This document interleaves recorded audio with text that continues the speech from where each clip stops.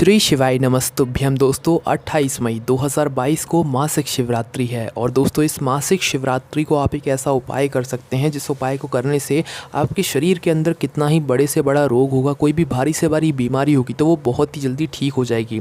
और अगर आपके शरीर के अंदर कोई रोग नहीं है तो उसके लिए भी आप यह उपाय कर सकते हैं ताकि आगे आपको कभी कोई बीमारी या कोई रोग ना घेरे। तो दोस्तों करना क्या है, उपाय को आप ध्यान से सुनिए। इस उपाय को आपको सिर्फ मासिक शिवरात्रि, किसी भी शिवरात्रि के दिन, मासिक शिवरात्रि के दिन करना है। और अभी की जो मासिक शिवरात्रि है वो 28 मई 2022 को पड़ रही है। इस उपाय को करने का भी समय है जो कि है 8 बजे से लेकर, सुबह के 8 बजे से लेकर 11 बजे के बीच में ही आपको इस उपाय को करना है।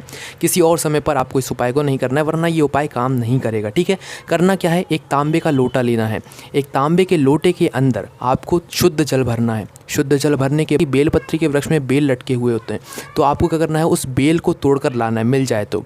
बेल को तोड़कर लाने के बाद बेल का कुछ भाग, बेल को काट कर या तोड़कर या कुछ उसका टुकड़ा जो है आपको उस लोटे के अंदर डाल देना है। ठीक है, जिसमें आपने तांबे के लोटे में शुद्ध जल भरा हुआ है उसमें डाल देना है।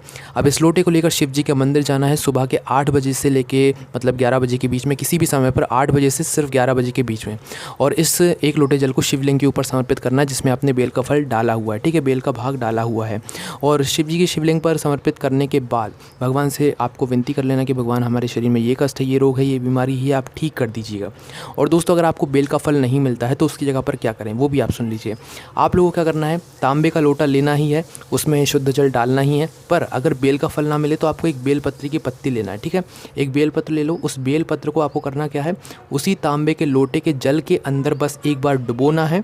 डुबोने के बाद निकाल लेना है। निकालने के बाद अब इस जल को लेकर शिव जी के मंदिर जाना है। शिव जी के मंदिर जाने के बाद अब इस एक लोटे जल को 8 बजे से लेकर 11 बजे के बीच में शिवरात्रि के दिन, मासिक शिवरात्रि के दिन इस जल को शिवलिंग के ऊपर समर्पित करना है और भगवान से विनती करना है कि भगवान हमें कभी कोई रोग कष्ट ना घेरे, कभी कोई बीमारी ना हो। और हमारी अगर कोई बीमारी है तो आप वो भगवान से बीमारी बोल दीजिए और भगवान से प्रार्थना कीजिए, भगवान हमारी ये बीमारी ठीक कर दीजिए।